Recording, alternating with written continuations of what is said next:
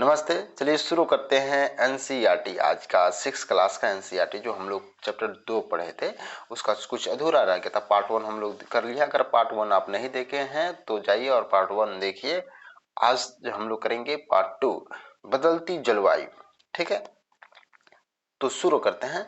लगभग 12,000 साल पहले, कब? लगभग 12,000 साल पहले दुनिया के जलवायु में बड़े बदलाव आए। क्या है? परिवर्तन आया और गर्मी बढ़ने लगी।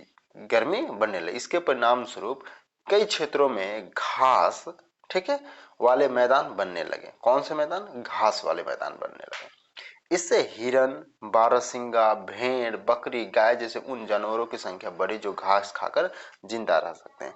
जो आज हम लोग देखते हैं भेड़, बकरी, वो जब क्या हुआ, गर्मी बढ़ने लगी तो इनसे क्या हुआ, इसके परिणाम स्वरूप कई क्षेत्रों में घास के मैदान बनने लगे। इससे हिरन, बारहसिंगा, भेड़, बकरी, गाय जैसे उन जानवरों के संख्या बढ़ी जो घास खाकर जिंदा रह सकते हैं। ठीक है, जो लोग इन जानवरों को शिकार करते थे, ठीक है, जो लोग इन जानवरों को शिकार करते हुए भी इनके पीछे आए। क्या है? उनके पीछे पीछे आए और उनके खाने पीने की आदतों, क्या उनके जो आदत थी और प्रजनन के समय की जानकारी हासिल करने लगे। हो सकता है कि तब लोग इन जानवरों को पकड़कर अपनी जरूरत के अनुसार पालने की बात सोचने लगे। ठीक है, साथ ही इस काल में मछलियां भी भोजन का महत्वपूर्ण स्रोत बन गई। उस समय में क्या हुआ, लगभग 12,000 साल पहले की बात है।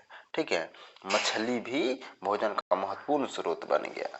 ठीक है, और चावल के साथ जो आज चाप के खाया जाता है वो 1200 साल पहले से खाया जा रहा है। ठीक है, खेती और पशुपालन की शुरुआत। इसी दौरान उपमहाद्वीप के विभिन्न भिन्न भिन्न इलाकों में गेहूं, जौ और धान जैसे अनाज प्राकृतिक रूप से उगने लगे थे। क्या हुआ था कि जो 1200 साल पहले से 1200 साल पहले गेहूं, जौ और धान जो थे अनाज प्राकृतिक रूप से उगने लगे थे। कोई उगाया नहीं था, वे प्राकृतिक रूप से ही उगने लगे थे। शायद महिलाओं, पुरुषों और बच्चों ने इस अनाजों के भोजन के लिए बटोरना शुरू कर दिया था। शायद कह सकते हैं कि कौन बट रहा, लेकिन पुरुष होंगे या महिला होगी, यही लोग बट रहे होंगे। तो महिला और पुरुष और बच्चे इन अनाजों को भोजन के लिए बटोरने लगे, यानी इकट्ठा करने लगे। साथ ही यह भी सीखने लगे होंगे कि यह अनाज कहाँ उगते थे, ठीक है, और कब पककर तैयार होते थे।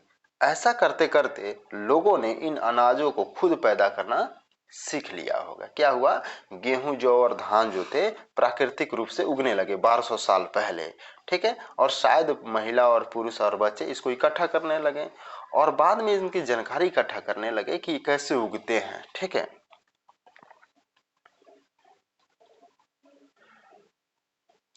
इस प्रकार धीरे धीरे वे कृषक बन गए होंगे। क्या हुआ कि धीरे धीरे उनको जानकारी हो गई कि कौन सी फसल किस समय उगती है और उस किस समय पकता है। ठीक है, इसी तरह लोगों ने अपने घरों के आसपास चारा रखकर जानवरों को आकर्षित कर उन्हें पालतू बनाया होगा। सबसे पहले जंगली जानवर को पालतू बनाया गया था। वह कुत्ते का जंगली पूर्वज था। धीरे धीरे लोग भेड़, बकरी, गाय और सुअर जैसे जानवरों को अपने घरों के नजदीक आने को उत्साहित करने लगे। क्या करने लगे? उसको उत्साहित करने लगे। क्या? चारा देकर। ऐसे जानवर झुंड में रहते थे और ज्यादातर घास खाते थे। अक्सर लोग अन्य जंगली जानवरों के आक्रमण से इनकी सुरक्षा किया करते थे और इस तरह धीरे धीरे वे पशुपालक बन गए। कैसे पशुपालक बने? जैसे कि उनको घास की जानकारी हो गई, वो चारा वो डालने लगे। धीरे धीरे पशु उनके घर पे वापस घर के पास आने लगे और उनको पालतू बना लिए। क्या तुम बता सकती हो कि सबसे पहले कुत्तों को ही पालतू क्यों बनाया होगा? ये आप जरा इसको सोचिए। ठीक है, बचने की प्रक्रिया कैसे शुरू हुई इसके बारे में हम लोग देखते हैं। लोगों द्वारा पौधे उगाने और जानवरों को देखभाल करने की को बचने की प्रक्रिया का नाम दिया गया है। अपनाए गए ये पौधे तथा जानवर अक्सर जंगली पौधों तथा जानवरों से भिन्न होते हैं। इसकी वजह यह है कि बचने की प्रक्रिया की दिशा में अपनाए गए पौधों या जानवरों को लोग चयन करते हैं। उदाहरण के तौर पर देखें तो उन्हीं पौधे तथा जानवरों का चयन करते हैं जिनके बीमार होने की संभावना कम हो। यही नहीं, लोग उन्हीं पौधों को चुनते हैं जिनसे बड़े दाने और वाले अनाज पैदा होते हैं, साथ ही जिनकी मजबूत डंठले अनाज के पक्के दानों के भार को संभाल सके। ऐसे पौधों को, बीजों को संभाल कर रखा जाता है ताकि फिर से उगाने के लिए उनका गुण सुरक्षित रह सके। क्या रह सके? उनका जो गुण है वो सुरक्षित रह सके। उन्हीं जानवरों को आगे प्रजनन के लिए चुना जाता है। क्या चीज? प्रजनन के लिए चुना जाता है, जो आमतौर पर अहिंसक होते हैं।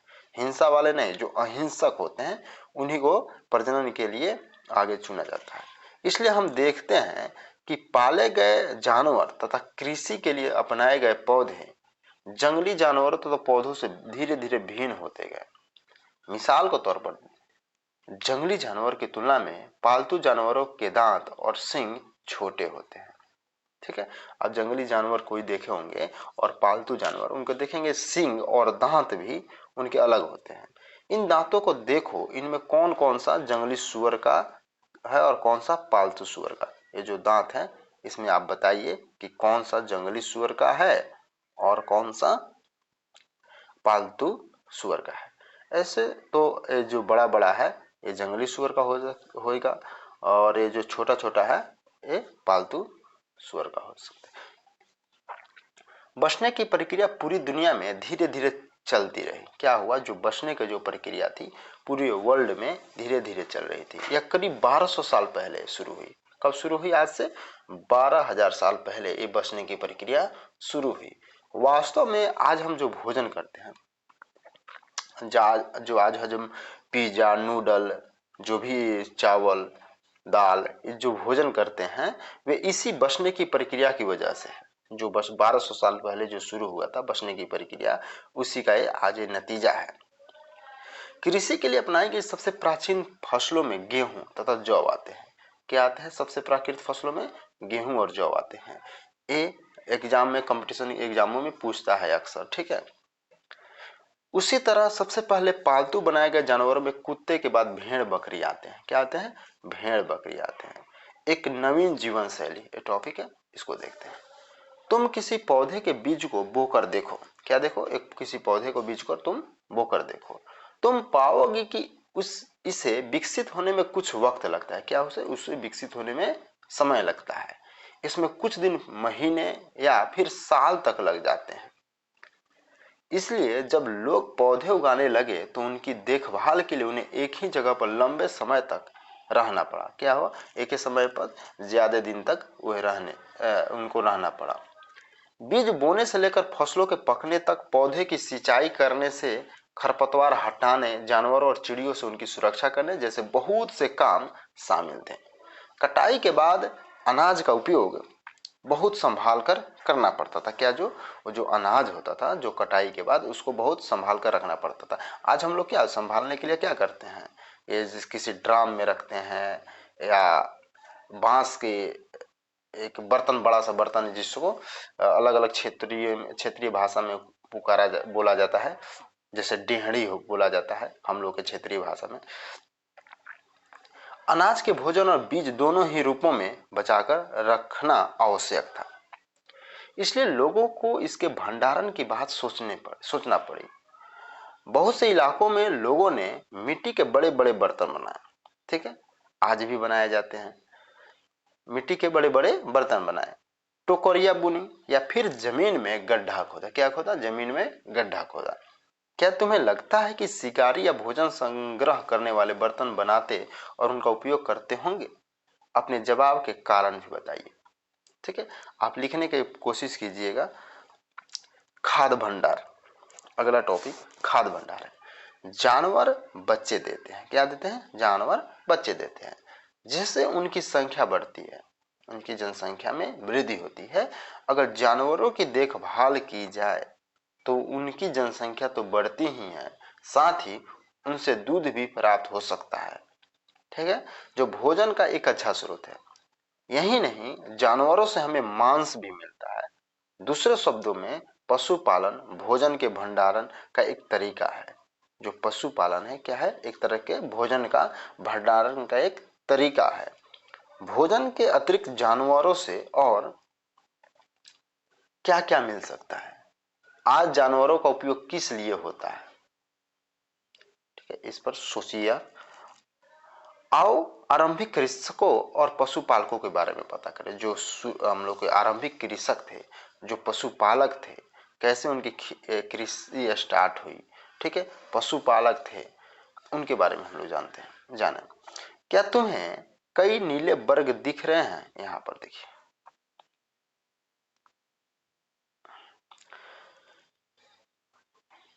वो जो ये नक्शा था यहाँ देखिए, ये वाला, ये जो नीला नीला दिखाई दे रहा है, ठीक है।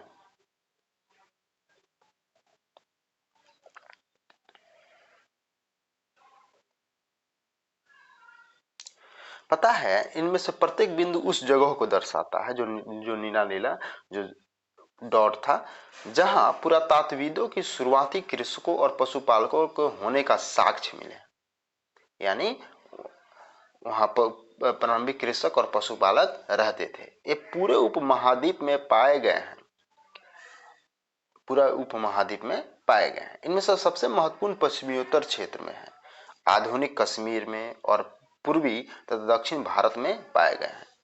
वास्तव में निर्दिष्ट स्थान कृषकों और पशुपालकों की बस्तियां थी या नहीं, इसे जांचने के लिए वैज्ञानिक खुदाई में मिले पौधे और पशुओं की हड्डियों के नमूने का अध्ययन करते हैं। क्या करते हैं?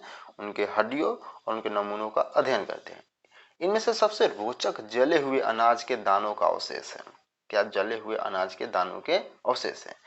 ऐसा लगता है कि एक गलती से या फिर जानबूझकर जलाए गए होंगे।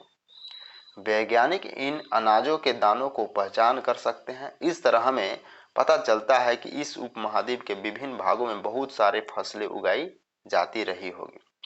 वैज्ञानिक विभिन्न जानवरों की हड्डियों का भी पहचान कर सकते हैं। अगला टॉपिक, अस्थायी जीवन की ओर। हम देख लिए कि वो कृषक कैसे बने, पशुपालक कैसे बने, ठीक है, आज से 1200 साल पहले। ठीक है, अब हम लोग देखते हैं कि अस्थायी जीवन की ओर कैसे बढ़े। पुरातत्विदों को कुछ पुरास्थलों पर झोपड़ियों और घरों का निशान मिले।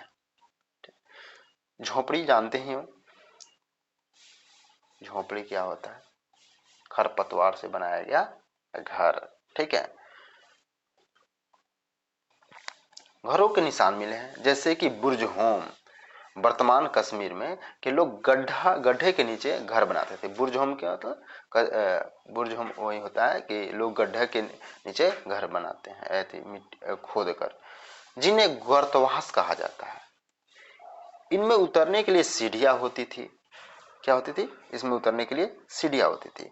इससे उन्हें ठंड के मौसम में सुरक्षा मिलने लगी होगी। पुरातत्वियों की झोपड़ियों के अंदर और बाहर दोनों ही स्थानों पर आग जलाने की जगह मिली है। क्या? आग, दोनों ही जगह पर आग जलाने के जगह मिले हैं। ऐसा लगता है कि लोग मौसम के अनुसार घर के अंदर या बाहर खाना पकाते होंगे। एक गर्तवास के चित्र बनाओ। आप एक गर्तवास का चित्र बनाइए इस टाइप से। गड्ढा, ये मिट्टी नहीं,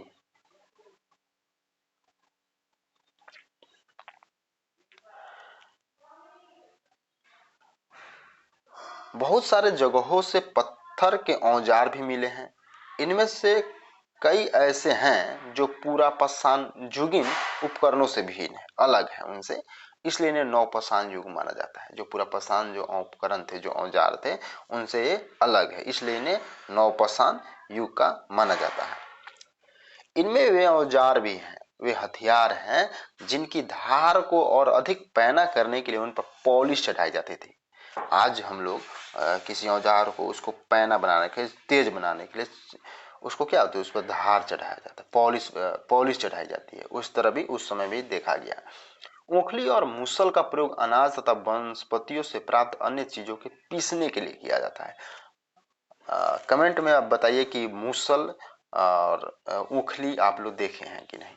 ठीक है, चीजों को पीसने के लिए किया। आज तो सभी घर में मिस है, जिससे कारण उस काम चल जाता है। आज हजारों साल बाद भी ऊखली और मूसल का प्रयोग अनाज पीसने के लिए किया जाता है। उसी तरह प्राचीन वस्तु प्रस्तर युगीन औजारों का निर्माण और प्रयोग लगातार होता रहा। कुछ औजार हड्डियों से भी बनाए जाते थे, जिस तरह आप सामने स्क्रीन पर देख रहे हैं, इस टाइप के बनाए जाते थे। नवपाषाण युग के पुरास्थलों से कई प्रकार के मिट्टी के बर्तन मिले हैं। कभी कभी इन पर अलंकरण भी किया जाता था। क्या किया जाता? उनमें अलंकरण भी किया जाता था। बर्तनों का उपयोग चीजों को रखने के लिए किया जाता था। धीरे धीरे लोग बर्तनों का प्रयोग खाना बनाने के लिए भी करने लगे। चावल, गेहूं तथा दलहन जैसे अनाज आहार का महत्वपूर्ण हिस्सा बन गए थे। इसके साथ साथ अब लोग कपड़े भी बुनने लगे थे। इसके लिए कपास जैसे आवश्यक पौधे उगाए जाने जा सकते थे। क्या तुम कल्पना कर सकती हो कि इस पात्र में क्या रखा होगा? जो ये पात्र आप देख रहे हैं, इसमें बताइए। ठीक है, क्या ये परिवर्तन हर जगह एक ही साथ आ गए होंगे? ऐसी बात नहीं है। एक तरफ जहां कई जगहों पर स्त्री पुरुष शिकार और भोजन संग्रह करने का काम करते रहे थे, वहीं अन्य लोगों ने हजारों सालों के दरमियान धीरे धीरे खेती और पशुपालन को अपना लिया। बहुत जगह लोग मौसम के मुताबिक बदल बदल कर अपनी जीविका चलाया करते थे। अब हम सूक्ष्म निरीक्षण करते हैं मेहरगढ़ में जीवन और मृत्यु की। ठीक है, देखते हैं उन समय के जीवन कैसे थे और मृत्यु के बाद क्या लोग करते थे। ईरान जाने वाले सबसे महत्वपूर्ण रास्ते बोलर दर्रा हैं के पास एक हरा भरा समतल स्थान है मेहरगढ़। संभवतः वह स्थान है जहां के स्त्री पुरुषों ने इस इलाके में सबसे पहले जौ गेहूं उगाना और भेड़ बकरी पालना सीखा था। कहां से? मेहरगढ़ में। मेहरगढ़ के घर शायद ऐसे दिखते होंगे जैसे आप स्क्रीन पर दिख रहे हैं। ठीक है, यहाँ विभिन्न प्रकार के जानवरों की हड्डियां मिली है। क्या मिला है?